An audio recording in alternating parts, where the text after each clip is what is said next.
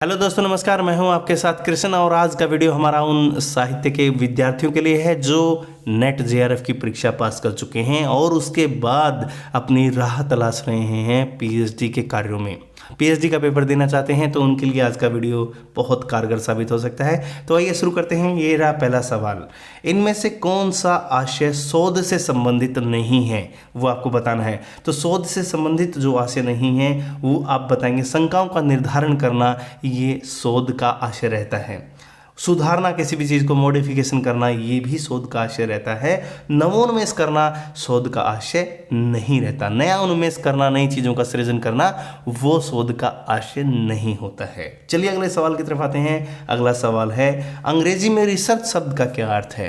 अंग्रेजी में रिसर्च शब्द यानी कि अननोन जो चीज़ें होती हैं उनको फाइंड आउट करना, वो रिसर्च का मीनिंग होता है। आइए देख लेते हैं ऑप्शंस क्या है। फिर से खोजना, रिसर्च करना, ये अर्थ रिसर्च का नहीं होता। शुद्ध करना, ये अर्थ भी रिसर्च का नहीं होता। सुधारना यानी कि मॉडिफाई करना, वो भी रिसर्च का सही मायना नहीं होता। तो सही मायना क्या होता है? अज्ञात का पता लगाना, अज्ञात चीज़ें जो हमारे पास हैं उनका पता लगाना रिसर्च का सही मायना होता है। चलिए अगले सवाल की तरफ आते हैं। अगला सवाल है, इनमें से कौन सा साहित्यिक शोध के अनुकूल नहीं है। क्योंकि हम हिंदी के विद्यार्थी हैं, साहित्य के विद्यार्थी हैं, तो हम साहित्यिक शोध की ही बात करेंगे। तो साहित्यिक शोध के अनुकूल इनमें से कौन सा नहीं है। तो जब आप ऐतिहासिक शोध करते हैं तो वो साहित्यिक शोध के अंतर्गत आ जाता है, वो साहित्यिक शोध के अनुकूल होता है। उदाहरण के लिए आप जयशंकर प्रसाद की चीज़ों का अध्ययन करते हैं तो तमाम ऐतिहासिक प्रसंगों पर उन्होंने नाटक लिखे हैं। स्कंदगुप्त, चंद्रगुप्त, ध्रुवस्वामिनी, जब आप खोजेंगे तो ऐतिहासिक प्रसंग आपको खंगालने पड़ते हैं। वर्णनात्मक शोध, वर्णनात्मक शोध में भी आप देखेंगे तो वो भी साहित्यिक शोध के अंतर्गत आ जाता है, वो भी साहित्यिक शोध के अनुकूल होता है। सर्वेक्षण शोध, ये भी साहित्यिक शोध के अनुकूल होता है। प्रयोगात्मक शोध जो है साहित्यिक शोध के अनुकूल नहीं होता। कारण क्या है, जरूर बताइए। कारण ये होता है कि वो वैज्ञानिकता के साथ आ जाता है। साइंस की चीज़ें में प्रयोग होते हैं, एक्सपेरिमेंट वहाँ होते हैं, साहित्य में एक्सपेरिमेंट नहीं होते। चलिए अगले सवाल की तरफ आते हैं।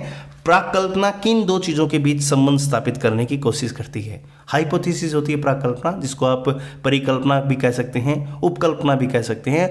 वो कार्य कारण को जो संबंध होता है उनको दर्शाती है। तो ऑप्शंस देख लेते हैं इसमें क्या क्या है। शोध कार्य और शोध प्रबंध के बीच संबंध स्थापित करती है, नहीं, बिल्कुल भी नहीं, कदापि नहीं हो सकता। कार्य और कारण के बीच का जो संबंध है वो स्थापित करने की कोशिश करती है हमारी हाइपोथेसिस, तो ये बिल्कुल सही हो जाएगा। कार्य और कारण के बीच जो है संबंध हाइपोथेसिस स्थापित करने की कोशिश करती है। इनमें से कौन साहित्यिक शोध का उद्देश्य नहीं है। अगला सवाल है, बहुत महत्वपूर्ण सवाल है कि इनमें से कौन साहित्यिक शोध का उद्देश्य नहीं है। तो महत्वपूर्ण जो रचनाएं हैं उनका गहन पाठ करना, ये साहित्यिक शोध का उद्देश्य होता है। साहित्यिक सिद्धांतों के जरिए साहित्यिक रचनाओं का अध्ययन करना, ये भी आपका साहित्यिक शोध का उद्देश्य होता है। नए साहित्य सिद्धांत की खोज करना, ये भी आपका साहित्यिक शोध का उद्देश्य होता है। तो होता ये नहीं है। मौलिक साहित्यिक रचनाओं का सृजन करना, जब आप मौलिक साहित्यिक रचनाएं लिखते हैं तो वो साहित्यिक शोध का उद्देश्य नहीं होता, वो आपकी निजी मौलिक उद्भावनाएं होती हैं, निजी मौलिक काव्यकृतियाँ होती हैं, आपके लेख होते हैं, तो वो साहित्यिक शोध का उद्देश्य नहीं होता। नेक्स्ट सवाल की तरफ आते हैं। इनमें से कौन सी विशेषता शोध में तथ्य से संबंधित नहीं है। फैक्ट जो आपके होते हैं रिसर्च में, उनसे संबंधित कौन सी बात सही नहीं है। तो फैक्ट जो आपके होते हैं वो भौतिक वास्तविक होते हैं, बिल्कुल सही है। जब आपके तथ्य आप निर्धारित करते हैं तो वो भौतिक होने चाहिए, वास्तविक होने चाहिए। यथार्थ घटनाओं से जुड़े हुए तथ्य का आप इस्तेमाल करते हैं तो ये ऑप्शन भी एकदम सही है। वस्तुनिष्ठ सूचना यानी कि ऑब्जेक्टिव इन्फॉर्मेशन आपके पास उसकी सही से होनी चाहिए, ये भी तथ्य से संबंधित रहता है। तो अस्पष्ट अगर तथ्य होंगे आपके, तब आपका शोध नहीं हो सकता। तथ्यों में स्पष्टता होनी जरूरी है। फैक्ट जो होंगे आपके स्पष्ट होने चाहिए, तभी आप शोध कर पाएंगे। चलिए अगला सवाल देख लेते हैं। शोध में सत्य की खोज किस प्रकार नहीं की जा सकती। जब आप ट्रुथ को फाइंड आउट करते हो तो उसकी आपको बतानी है पद्धति क्या क्या रहती है, किस तरीके से, किस पैटर्न के तहत आप चलते हैं, वो देखना है। ठीक है, सत्य की खोज किस प्रकार नहीं की जा सकती। 4 ऑप्शंस आपके पास हैं। तथ्यों का विश्लेषण करके सत्य की खोज करते हैं, बिल्कुल सही बात है। आपको तथ्यों का विश्लेषण करना पड़ेगा, जो भी आपके पास इनपुट रहेगी तभी तो आप उसका एनालिसिस करके बताएंगे कि ट्रुथ वैल्यू क्या है। तो उसके बाद तथ्यों के बीच संबंधों की खोज के द्वारा, ये भी बिल्कुल सही है। 2 फैक्ट आपके पास है, उसके बीच में जो गैप है उस गैप में जितना जो कोरिलेशन बनेगा, संबंध बनेगा, उसको आप खोजते चले जाएंगे, तब आप एक सत्य की खोज करके बाहर निकल जाएंगे। ये भी सही ही है। नए तथ्यों की खोज से, ये भी आपका उत्तर एकदम सही हो जाएगा। नए तथ्यों की खोज से आप सत्य की खोज कर सकते हैं। तथ्यों के दबाव से मुक्त होकर के आप सत्य की खोज नहीं कर सकते। तथ्यों का दबाव होगा, उससे अगर मुक्त आप हो गए तब आप बिना तथ्यों के इस सत्य की खोज नहीं कर सकते। सीधा सा मतलब है तथ्यों के बिना आप खोज नहीं कर सकते और खोज में सत्य निर्धारित नहीं कर सकते। चलिए अगले सवाल की तरफ आते हैं। इनमें कौन सर्वेक्षण शोध की पद्धति नहीं है? सर्वेक्षण शोध की पद्धति इनमें से कौन कौन सी नहीं है? पहली है प्रश्नावली पद्धति, और प्रश्नावली पद्धति जो है वो सर्वेक्षण शोध के अंतर्गत आती है। दूसरी है प्रयोगशाला पद्धति। प्रयोगशाला पद्धति साइंस के तहत आ जाती है, तो ये हमारी साहित्यिक शोध से संबंधित नहीं रहेगी, तो सही उत्तर यही हो जाएगा। ठीक है, नेक्स्ट सवाल देख लेते हैं। अगर वैज्ञानिक शोध में प्राकृतिक घटनाओं का अध्ययन किया जाता है तो साहित्यिक शोध में किसका अध्ययन किया जाता है? ये सवाल आपसे पूछा है। तो अगर वैज्ञानिक शोध में प्राकृतिक घटनाओं का अध्ययन किया जाता है तो साहित्यिक शोध में सीधी सी बात है साहित्यिक प्रवृत्तियों का अध्ययन किया जाता है। पहला ही ऑप्शन आपका सही है, बाकी आपको देखने की आवश्यकता ही नहीं है। नेक्स्ट क्वेश्चन चलते हैं। साहित्यिक शोध के निष्कर्ष वैज्ञानिक शोध के निष्कर्षों की तरह क्या होते हैं? देखिए, वैज्ञानिक जो निष्कर्ष होते हैं वो तार्किक होते हैं, तर्कसंगत होते हैं। तो अगर वो तार्किक तर्कसंगत होते हैं तो साहित्यिक शोध के निष्कर्ष भी तो उन्हीं की तरह तार्किक और तर्कसंगत होते हैं। बिल्कुल आपका ऑप्शन सही हो जाएगा, तर्कसंगत होते हैं वो भी। नेक्स्ट जो सवाल है वो है अंतरानुशासनिक जो शोध जो होते हैं वो कौन से होते हैं? तो अंतरानुशासनिक जो शोध होते हैं वो होते हैं जब आप ज्ञान के अनुशासन के अलग अलग दायरे बनाते हैं और उन दायरों तक कहाँ तक आपका अनुशासन फैला हुआ, विभिन्न अनुशासनों तक जो आपका फैला हुआ होता है उसको आप अंतरानुशासनिक शोध बोलते हैं। ऑप्शंस देख लेते हैं। नंबर 1, विभिन्न अनुशासनों के अंतर को स्पष्ट किया जाए, ये नहीं होता। दूसरा, जिसका दायरा ज्ञान के विभिन्न अनुशासनों तक फैला हो वो अंतरानुशासनिक शोध होता है। ठीक है, तो ये आपका ऑप्शन एकदम सही हो जाएगा। नेक्स्ट क्वेश्चन देखते हैं। पाठालोचन का उद्देश्य क्या होता है? दरअसल पाठालोचन वो होता है जब आपके पास ढेर सारे विषय दे दिए जाते हैं तो उसमें मूल पाठ का आप निर्धारण करते हैं, देखते हैं, सेलेक्ट करते हैं। ठीक है, तो पाठालोचन का उद्देश्य क्या होता है? किसी मूल पाठ की आलोचना करना नहीं होता, मूल पाठ का निर्धारण करना। बिल्कुल सही है, मूल पाठ का निर्धारण करना जो है वो पाठालोचन का उद्देश्य होता है। ठीक है, नेक्स्ट सवाल की तरफ आते हैं। आलोचनात्मक दृष्टि के बिना साहित्यिक शोध कार्य हो सकता है क्या? किया जा सकता है क्या? बिल्कुल भी नहीं किया जा सकता। नहीं किया जा सकता, नहीं किया जा सकता। तो आलोचनात्मक दृष्टि जब तक आपके बिना नहीं होगी, आपके पास नहीं होगी, तब तक आप साहित्यिक शोध कार्य कदापि नहीं कर सकते। चलिए अगले सवाल की तरफ आते हैं। हजारी प्रसाद द्विवेदी की जो पुस्तक है कबीर, वो किस प्रकार की पुस्तक है? क्या वो एक शोध ग्रंथ है? नहीं, शोध ग्रंथ तो नहीं है। हजारी प्रसाद द्विवेदी की जो कबीर रचना है वो एक आलोचनात्मक पुस्तक है। क्या है वो? एक आलोचनात्मक पुस्तक है, आलोचनात्मक किताब है वो। ठीक है, नेक्स्ट, पूर्व मान्य सिद्धांतों के आधार पर तथ्यों का विश्लेषण करना कौन सी तर्क प्रणाली आती है? कौन सी रीजनिंग है? रीजनिंग जब आप देखते हैं एक इंडक्टिव अप्रोच होती है, एक डिडक्टिव अप्रोच होती है। जब आप पूर्व मान्य सिद्धांतों के आधार पर तथ्यों का विश्लेषण करते हैं तब आपके पास होती है आगमन विधि, आगमन। और जब आपके पास सिद्धांत तक आपको पहुंचना है तो आप करते हैं निगमन विधि।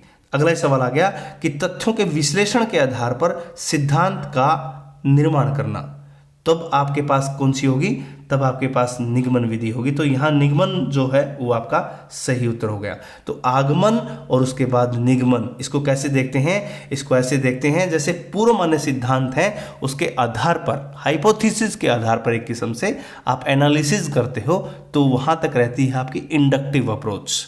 ठीक है, इंडक्टिव अप्रोच करके फिर आप क्या करते हैं? सिद्धांत बना लेते हैं। और फिर सिद्धांत का निर्माण जब आप करते हैं विश्लेषण के बाद, यानी तथ्यों का विश्लेषण किया उसके बाद जो सिद्धांत तक पहुंचे, ये स्टेप आया, तो ये इसको बोलते हैं डिडक्टिव अप्रोच। दोबारा देख लीजिए, हमारे पास ये हाइपोथेसिस है, यहाँ इस मान्यता के आधार पर हमने क्या किया? एनालिसिस किया। इसको अप्रोच को बोलते हैं आगमन विधि। क्या बोलते हैं इसको? आगमन, इंडक्टिव अप्रोच। ठीक है, अब इस विश्लेषण के आधार पर हमने नया सिद्धांत बनाया, न्यू प्रिंसिपल ये हमने क्रिएट किया, तो इसको बोलेंगे डिडक्टिव अप्रोच। कौन सी बोलेंगे?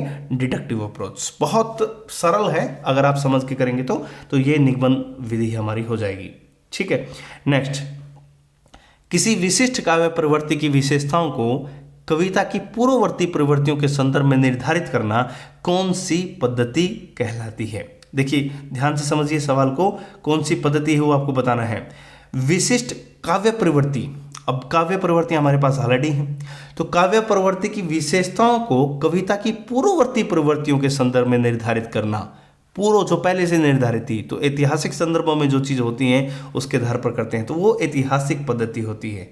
कौन सी पद्धति होती है? ऐतिहासिक पद्धति। समाजशास्त्रीय पद्धति वो नहीं होती, भाषा वैज्ञानिक पद्धति नहीं होती, और मनोवैज्ञानिक तो कदापि भी नहीं होती, ऐतिहासिक पद्धति है वो। कौन सी पद्धति है? ऐतिहासिक। नेक्स्ट सवाल चलते हैं। शोध समस्या के रूप में चयनित प्रश्न को किसी संभावित उत्तर का अनुमान लगाना जिसके सही या गलत होने की जांच शोध की प्रक्रिया के दौरान की जा सकती है, उसको तो हम हाइपोथेसिस कहते हैं। जो पहले से एक अनुमान लगाया जाता है कार्यकारण संबंध के माध्यम से कि हमारा ये हाइपोथेसिस हम जनरेट करके चलते हैं, फिर वो या तो सही होता है या गलत होता है। सही गलत होने की जो जांच शोध की प्रक्रिया है उसके माध्यम से ही होती, तो उसको हम प्राकल्पना का निर्माण कहते हैं, यानी कि हाइपोथेसिस का निर्माण करना बोलते हैं। ठीक है। नेक्स्ट सवाल। हिंदी की पांडुलिपियों का संग्रह इनमें से किसने किया है? अब हिंदी की जितनी पांडुलिपियां थी उनका संग्रह जो किया था वो नागरी प्रचारणी सभा ने किया था। काशी नागरी प्रचारणी जो सभा थी उसने हिंदी की पांडुलिपियों का संग्रह किया था, भारत सरकार की मदद से किया था, ये आपको पता ही होगा। ठीक है। तो नेक्स्ट जब सवाल देखते हैं उसमें क्या है, सूफी साहित्य का महत्वपूर्ण संग्रह कहाँ है? तो सूफी साहित्य का जो संग्रह है, महत्वपूर्ण संग्रह है, वो हैदराबाद के सलारगंज में है। तो हैदराबाद का जो सलारगंज पुस्तकालय है उसमें सूफी साहित्य का महत्वपूर्ण संग्रह रखे गए हैं। ठीक है। नेक्स्ट, 2 भागों में साहित्य कोश का संपादन किसने किया था? तो साहित्य कोश का संपादन आपके पास ऑप्शन है धीरेन्द्र वर्मा, गोपाल राय, राजेंद्र द्विवेदी, डॉक्टर नगेंद्र। तो साहित्य कोश तो सीधी सीधी बात है, एकदम बिना ऑप्शन देख करके आप बता सकते हैं धीरेन्द्र वर्मा। क्या नाम है? धीरेन्द्र वर्मा का संपादन है। ठीक है।